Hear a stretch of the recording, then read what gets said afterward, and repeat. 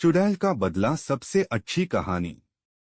एक बहुत ही खूबसूरत गांव था जिसका नाम था बीरनगर। यहाँ सभी लोग बहुत खुशी खुशी से रहा करते थे। गांव में सभी कुछ अच्छा चल रहा था और इसी बीच अमेरिका से एक फैमिली अपने पुश्तैनी घर में रहने आती है। उस परिवार में पति पत्नी और उनका छोटा सा बेटा थे जो अपने हवेली में रहने आए थे। सभी के आते ही गांव वालों में खुशी की लहर दौड़ पड़ी, क्योंकि यह फैमिली कोई और नहीं बल्कि इसी गांव में रहने वाले एक पुराने जमींदार की थी और गांव वाले उनकी बहुत इज्जत करते थे। सब कुछ ठीक चल रहा था, लेकिन अचानक एक दिन इस परिवार के बच्चे की तबीयत अचानक बिगड़ने लगती है। सभी को लगता है मौसम का परिवर्तन हुआ होगा, लेकिन बात तो कुछ और ही थी। धीरे धीरे लड़के का चेहरा नीला पड़ने लगा।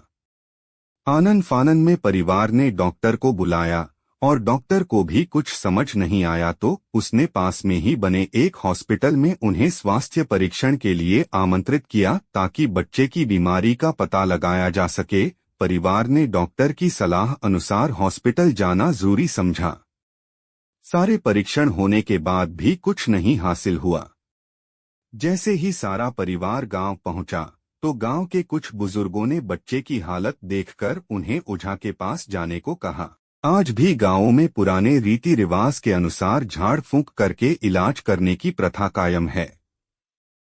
परिवार सभी सदस्य बच्चे के लिए ओझा के पास भी जाने को तैयार हो गए।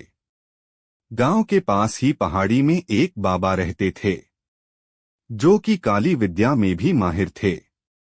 जैसे ही उनके आश्रम की सीढ़ियों में वह बच्चा अपने परिवार के साथ पहुंचा तो ओझा जोर जोर से चिल्लाने लगे, तू क्यों आई है? इतने बरसों के बाद भी तेरा बदला शांत नहीं हुआ।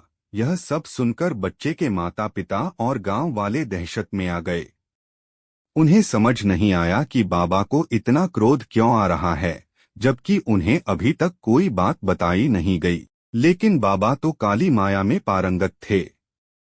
इस वजह से उन्हें रूहानी ताकतों को पहचानना आता था। सभी लोगों ने आश्रम में प्रवेश किया, लेकिन बाबा ने केवल उस बच्चे को पास आने को कहा। बच्चे की हालत बहुत ही खराब थी। उसकी आंखें लाल हो चुकी थी, उसका शरीर नीला दिखाई पड़ रहा था और उसके शरीर का तापमान आम बुखार से कहीं ज्यादा था। ओझा ने विभूति उठाकर के बच्चे के मुंह पर फेंका। बच्चा जमीन पर लेट गया और जोर जोर से हाथ पैर हिलाने लगा। किसी को कुछ नहीं समझा रहा था कि बाबा की विभूति से क्या चमत्कार हुआ कि बच्चा अपने आप जमीन पर लेटकर ऐसी हरकतें करने लगा। तभी अचानक बच्चा अपने पैर की उंगलियों के बल खड़ा हो जाता है और बहुत ही खूंखार औरत की आवाज में ओझा को उसके पुराने नाम से बुलाया, अरे वो प्रेमनाथ, मैं तुझे नष्ट कर दूंगी। लड़के का ऐसा स्वर सुनकर उसके माँ बाप घबरा गए। लड़के को इस अवस्था में देखकर उन्हें कुछ समझ नहीं आ रहा था कि ऐसा क्यों हो रहा है। तभी ओझा ने एक मंत्र पढ़कर बच्चे को अपने काबू में किया।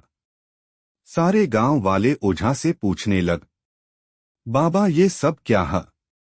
यह बच्चा ऐसा क्यों कर रहा है? तभी ओझा ने बताया कि इसके अंदर कोई चुड़ैल आ चुकी है जो कि आज 70 साल पहले चोरी के आरोप में जिंदा जला दी गई थी। उसे ऐसी सजा देने वाले कोई और नहीं बल्कि इसी बच्चे के दादाजी थे और वह चुड़ैल अपना बदला लेने इसलिए आई है क्योंकि वह गर्भवती अवस्था में जिंदा जली थी और उसके कोख में पल रहा मासूम बच्चा भी जल गया। इसी वजह से वह उस वंश बच्चे को भी दर्दनाक मौत देना चाहती है ताकि उसका बदला पूरा हो सके।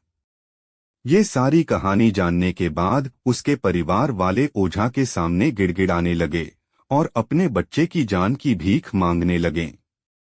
तभी ओझा ने अपनी घोर तपस्वी शक्ति से मंत्रों के उच्चारण के साथ उस चुड़ैल को मासूम बच्चे से बाहर निकाल दिया और कुछ ही क्षणों में बच्चा सामान्य हालत में आने लगा। सभी को लगा कि सब कुछ हमेशा के लिए ठीक हो गया, लेकिन यह तो एक शुरुआत थी।